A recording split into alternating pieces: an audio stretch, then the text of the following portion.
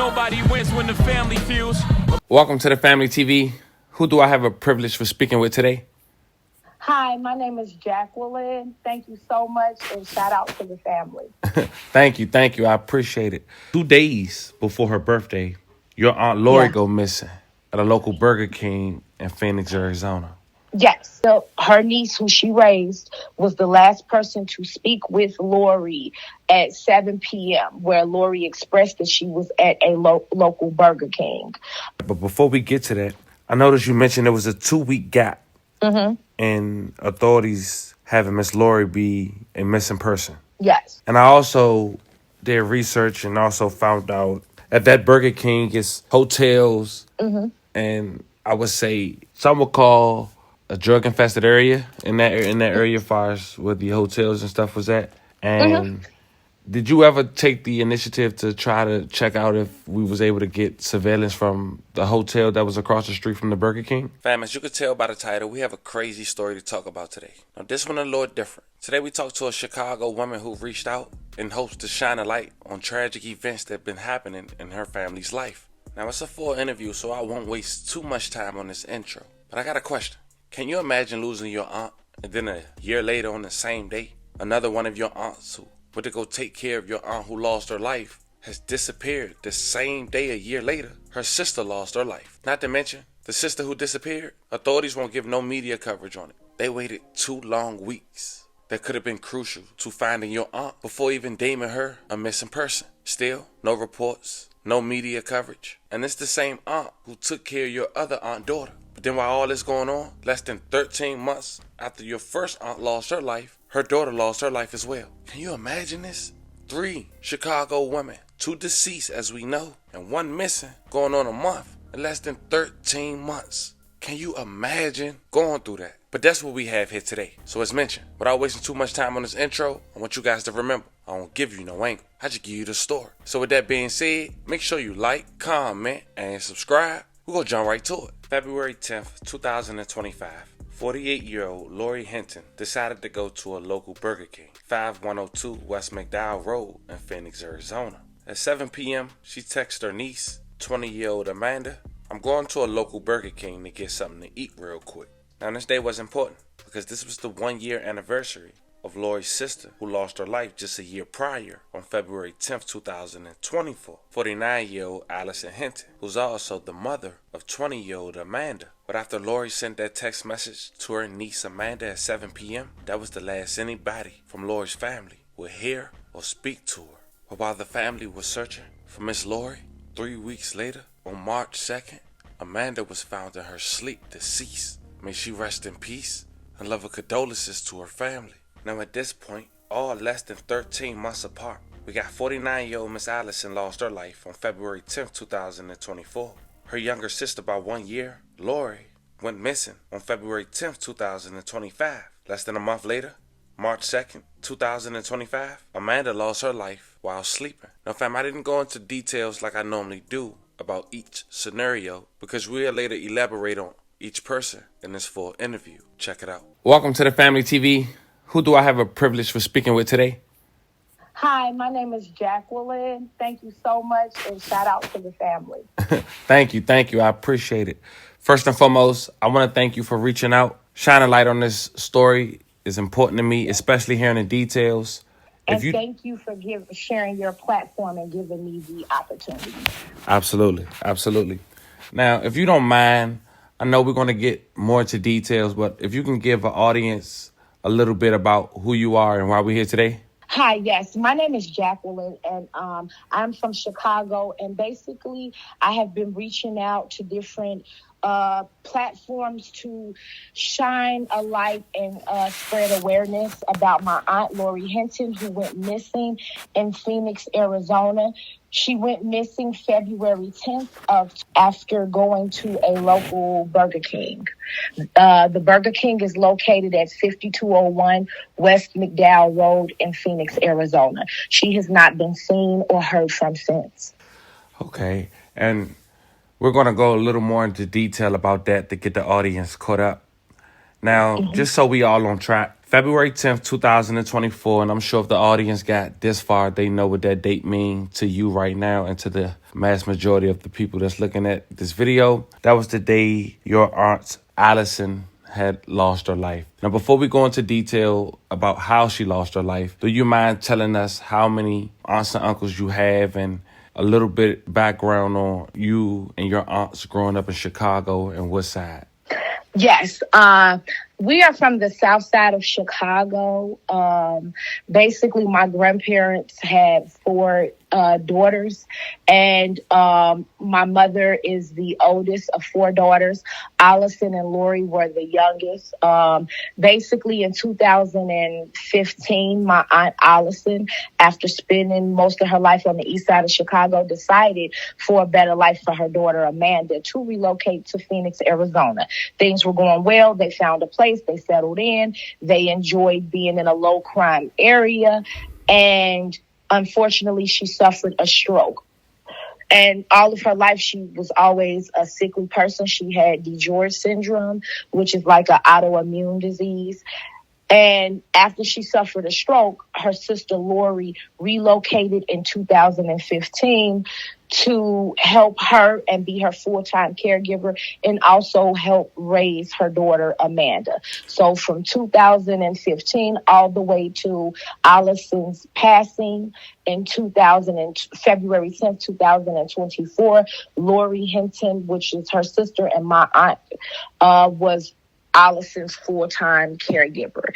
After Allison passed away in February 10th, 2024, Lori and Amanda, they were our only relatives in Arizona. They decided to relocate back to Chicago just to be close to family. Unfortunately, due to the crimes and Chicago not being their speed anymore, they decided to go back. They went back January of 2025. Lori went missing from a Burger King February 10th, 2025. Okay. So I just want to make sure the audience stay on track. Now, Amanda ended up being, who is Allison's daughter. She was also under the care of her aunt Lori at that time, after the stroke, correct? Yes. Okay. A year later, on the same day, 2 days before her birthday, your aunt Lori go missing at a local Burger King in Phoenix, Arizona. Yes. And to provide some details into that, the last time we all spoke to Lori was February 10th. And the reason why all of us ended up speaking with Lori was because that was the 1 year's anniversary of her sister, who she was her caregiver for, passing. So we all checked in to make sure she was okay, and to talk about Allison, the memories, the good times. She was in good spirits. Amanda, her niece, who she raised, was the last person to speak with Lori at 7 p.m., where Lori expressed that she was at a local Burger King. It didn't ring bells that something was wrong until February 12th, when everybody started reaching out through emails, texts, social media, phone calls, sending cash apps that something was wrong because she didn't respond to anything. And in 48 years, my aunt has never not responded to well wishes or people reaching out to her on her birthday. I personally sent the cash app. The day went by due to me being at work. It just crossed my mind. Oh, today's my aunt's birthday. Let me send a cash app. It wasn't until later on that day or maybe the next morning that I realized that the cash app still said pending. So on the 13th, days after Amanda searching around, she decided to contact the police. And they kind of, I wouldn't say finesse, but they kind of talked her out of filing a report on the guise of, hey, she may be missing under her own free will. She may not want to be in contact. She's an adult. Give it time, blah, blah, blah. And because Amanda is only 20 and never dealing with anything like this before, she was able to be talked out of not filing the report. I personally contacted the Phoenix Police Department on February 14th. I gave them a few places that she potentially could be at. They checked, nothing. So the police officer told me verbatim that he would file a report. It wasn't until a week later of Amanda and Lori friends that we all thought that she could possibly be with. Once they were alerted, everybody started searching. So I found it odd that I never heard back from the police. They never gave me a case number. They never said if they assigned a detective. So that following Friday, I reached back out, and that's when the Phoenix Police Department told me that there was never any missing persons report on file. After the police officer told me on February 14th that he was making a report. I trusted his word again. We never dealt with anything like this. So at that time, we were just going off of what the police said, trusting them. You're here to protect and serve. We lost literally 2 precious weeks almost of time dealing with the Phoenix Police Department and me thinking that it was a missing persons report on file.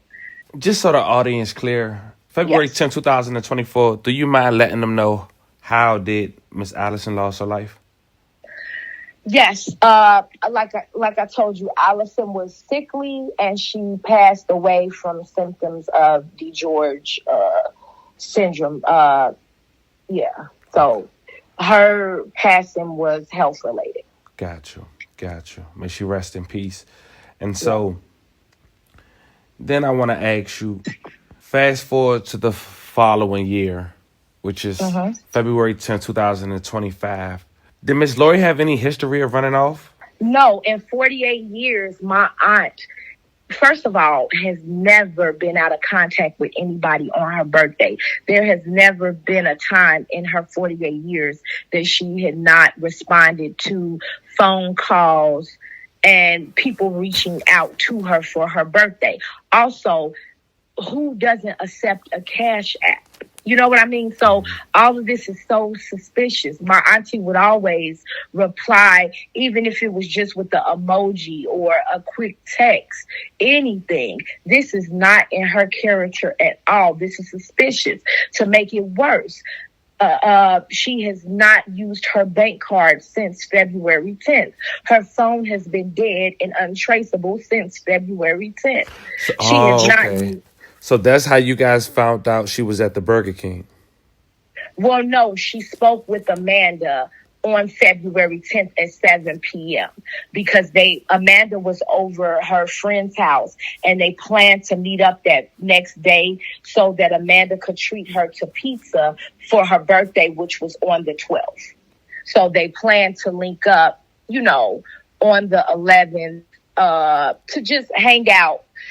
But they had contact, the last contact she had was on the 10th with Lori saying, well, hey, I'm over my friend's house. I'm not coming back tonight, but tomorrow we'll go to a local pizza joint. I think it's called Piper Pizza or something like, I have to get the name of that pizzeria, but they had agreed to meet the following day and that Amanda would be back the next day. Got you. So how did you guys come up with Burger King? Because when Lori and Amanda spoke, Lori told her, you know how you ask a person, hey, where you at? And Lori told her, hey, I'm at the Burger King grabbing something to eat. Gotcha. And this was at 7 p.m. Gotcha. You know how you just casually mention where you at? Hey, what you doing? Nothing. What you doing? Oh, I'm at the Burger King over here on McDowell. That's similar to how the conversation went. Then they went into, well, tomorrow we'll come back. We're going to go to the pizza spot, to get something for your birthday, before your birthday, which is on the 12th. But they agreed to meet up on the 11th. Got you. And that was important.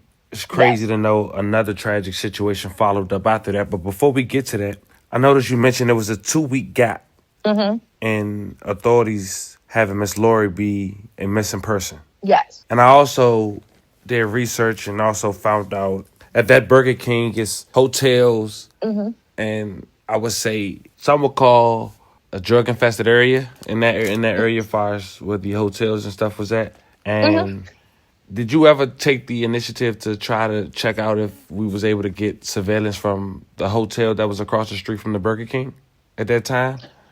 Oh, yes. Actually, like I said, there has been multiple searches by friends and everybody who knows every spot in Phoenix, Arizona. Her poster is all up and down that homeless encampment, all up and down in front of those motels right there. Everybody from the Burger King workers to the street walkers to the drug addicts know about my aunt's situation because, Amanda did the footwork. Unfortunately, when I spoke with the detective this last Thursday, they said it was no history of crime being committed, so they could not, subpoena for footage. So we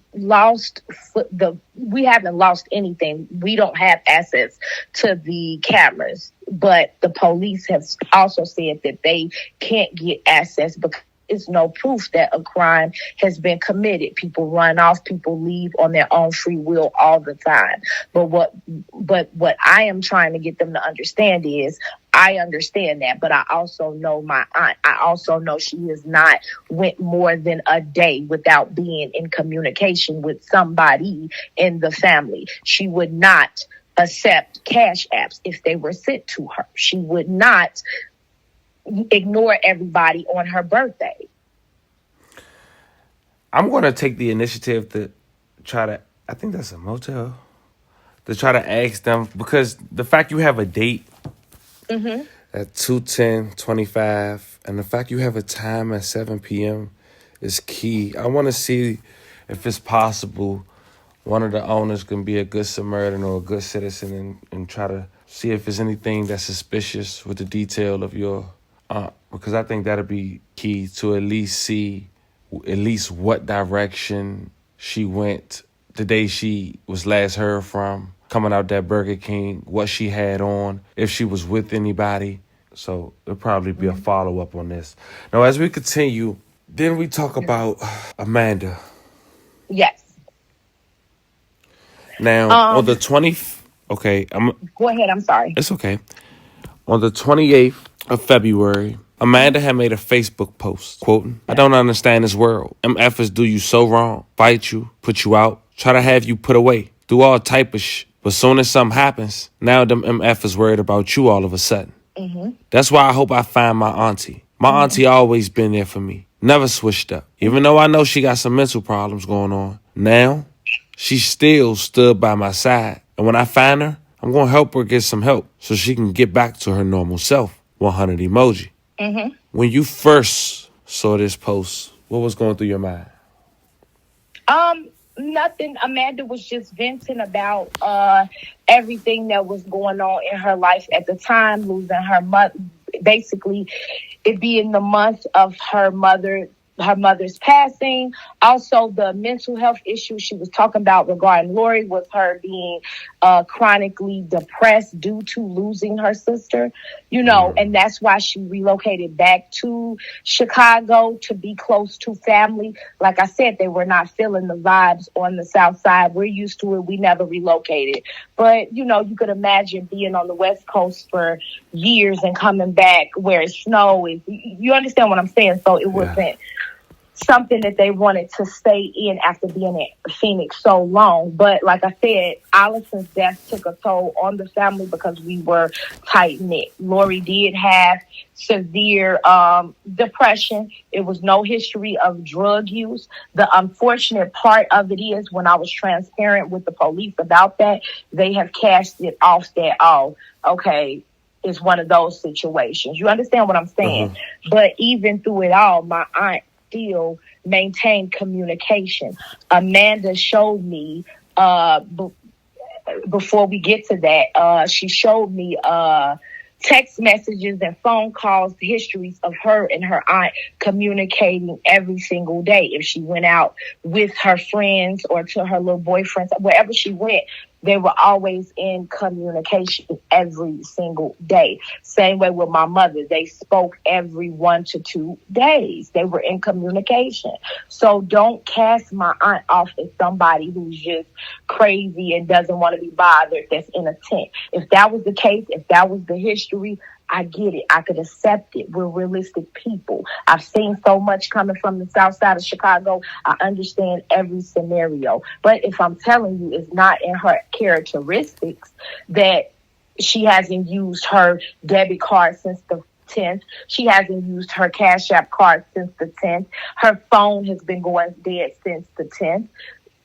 Don't tell me, don't just try to brush it off or overlook it. That's pretty much all I'm saying. And as far as the post with Amanda, that's just venting. You know what I mean? Just, I don't know what she was mad at. Who knows? But in the next breath, the things about Lori was true. Lori held her down. She never switched up. She stopped her life in Chicago.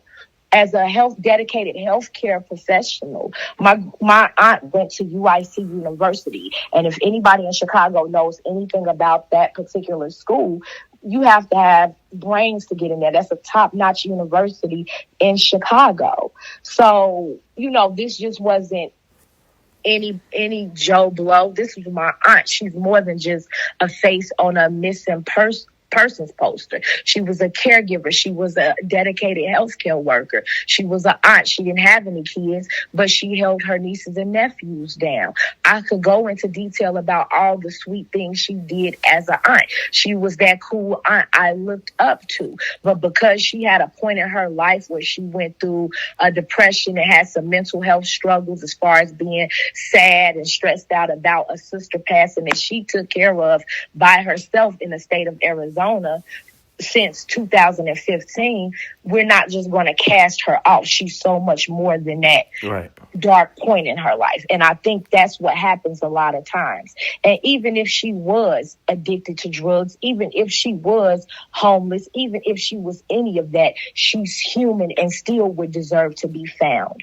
And a lot of times when you're dealing with authorities or agencies, you find yourself making excuses about, oh, well, she wasn't this or that. Whatever she was or wasn't, she still deserves to be found. And if I'm telling you that I know a pattern and I'm keeping it real with you, I'm thinking about things realistically, do something.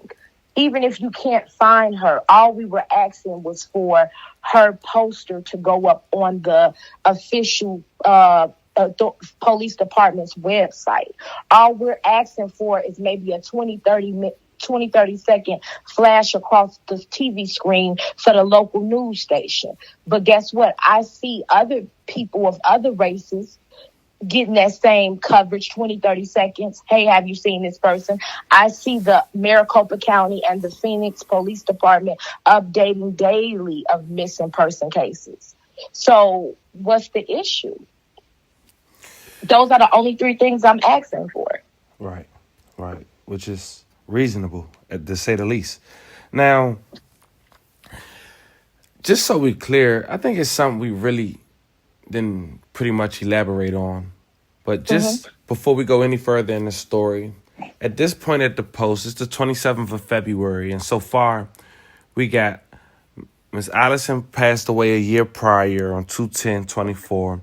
And then Miss Lori, it was last heard from a year later on the same day her sister passed away on 2/10/25.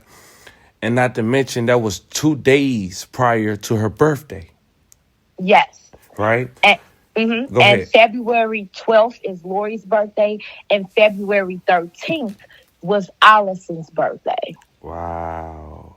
So they were really close. They're only a year apart. Wow. Since birth, Lori has always been, even though Lori is the youngest, she's always been protective over Allison, who was sickly since birth. So they've always had a close bond. So it was nothing for her to relocate to Phoenix to help her sister. It was second nature. Their birthdays are literally a day apart. I could tell you so many stories, even after Allison suffered a stroke. They would go to Hollywood, all type of places on the West Coast Wow. to celebrate their birthdays. So, like I said, it took a toll on the family, but it really broke Lori's spirit that my ride or die for life, somebody I basically been with my whole life before I knew myself, is gone. You get what I'm saying? But don't take that little bit of weakness and use that as an excuse not to look for my aunt. That's right. That's right. Now, how many years are they apart? Allison. Just one. Wow. So who was the Lori, oldest? Allison is the oldest. She was 49. No, she would be 49. Right. She turned 49. Lori just turned 48. And how is your mom feeling about it? My mom is just, oh my God, hurt because it's so much, so fast, all too soon. And it's like you split life living. You understand? You still have to go through the day to day. But my mom is just hurt, worried, but she's doing her part. Right. She's en route to Arizona as we speak. You understand what I'm saying? So it's just a shock and a blow. And also, we lost Amanda. Right, I was about to 3rd. get to that. So just 4 days after she made that post, your family get another blow. Amanda lost her life in her sleep. You mind elaborating on that a little bit for us? Yeah, basically for the last 2 years, Amanda had been suffering from respiratory issues, and I really don't want to go into details, but I have to be transparent and just put it on the table. It wasn't anything suspicious. She passed away from respiratory issues in her sleep. She was only 20 years old, and she leaves behind a 3-year-old son that's a sweetheart, and he'll be, he's fine. He'll be, he's with family. So right. I want to say rest in peace to Amanda. Also, I want to say rest in peace to all 3 of your family members, and we send 11 prayers their way for sure. Now, before we continue, is it any way? Because I can only imagine what your family going through so much in such short time. Is there any way people who feel in their heart that want to donate, do y'all have a GoFundMe or any way they can contact you, or will you be making a GoFundMe? No, I actually so far haven't thought that far ahead about, a GoFundMe or anything like that. That would be something in the future. We were just planning on doing everything off the muscle. It is what it is. We did it last year with Allison as far as bringing her back and, to Chicago for a service. And we planned on doing it the same way for Amanda. But Amanda does leave behind a 3-year-old son. So, things like 4T, 5T clothes will be helpful, things like that. But if anybody wants to reach out in the meantime, we created a Facebook page, Finding Lori. It's on Facebook. And okay, I'll make sure I leave the link so they can. Yeah, and my Facebook is Jacqueline Ayeni, Ayeni, and you could reach me at Tribe Hinton, Hinton @gmail.com. And so for our Phoenix, Arizona family members who's looking at this, because we have quite a few, I would like you to. Do you have the exact address of that Burger King? Yeah, I believe it is 5102 West McDowell Road in Phoenix, Arizona. Okay. Now, ma'am, at this point, Yes. I know you guys probably have to plan the funeral. You have to get back to Arizona to look for your aunt. Is there anything the audience can do or anything you would like to take away in hopes for the best outcome in this video? What would it be? What can we do to try our best to help you guys? Basically, just the only thing that we are really asking for at this point is for people to follow that Finding Lori page on Facebook. Also, if you could reach out, if you find it in your heart, to contact, especially for my family in Phoenix, Arizona, to contact Fox 10, ABC 15, those local media stations, and just make a little noise, get it out there. I'm not asking for much. I understand that, unfortunately, by researching and looking at statistics, it's so many missing people and missing Black women that are just overlooked, under the rug. But my aunt, I'm standing 10 toes down for, until she's found. We lost a key essential person in the case that was actively in Phoenix, Arizona, Amanda, who was in charge day to day, really getting the word out, really beating the street. Now that she's gone, we have to, really continue to fight until we find answers regarding Lori. So if anything my family that's listening could do is just try to, hashtag Finding Lori, where's Lori, calling the news stations, the news media, reaching out to the Phoenix Police Department, Maricopa County Sheriff's Department to try to get her missing persons flyer updated. I see it daily where they're updating everybody else, but not my aunt. Man, I can't. I'm just because it's to know that Amanda has a 3-year-old beautiful, healthy son, and Yes. she lost her life less than 13 months after her mom. It's really hitting me a little. It's hitting me. It's hitting me. It's hitting me, and I'm sending prayers, especially to the kid. Way I'm sending loving prayers his way. Can only imagine the journey he got ahead, but just talking to you, I know you have a beautiful, loving, supporting family that's going to do their best to, overcome every obstacle God put in front of us with a smile on our face, knowing that He the biggest. Now, as we wrap this video up, to my Phoenix, Arizona family members, I hope y'all can spread awareness on the situation, some way, somehow. I'm sending loving prayers to this family. No matter the outcome, I pray Miss Lori is found. The more days that go by, I'm sure the heavier the barrier get for that family. Family, this was the story. 3 Chicago women who moved to Phoenix, Arizona. 2 sisters, 1 lost their life, and 1 missing just a year apart on the same date. Not to mention, the daughter to the woman who lost her life a year prior had lost her life in her sleep, less than 13 months from her mom losing her life. Lord have mercy. Fam, talk to me. Don't forget to like and subscribe. Until then, make sure you share. I'll catch you guys on the next one.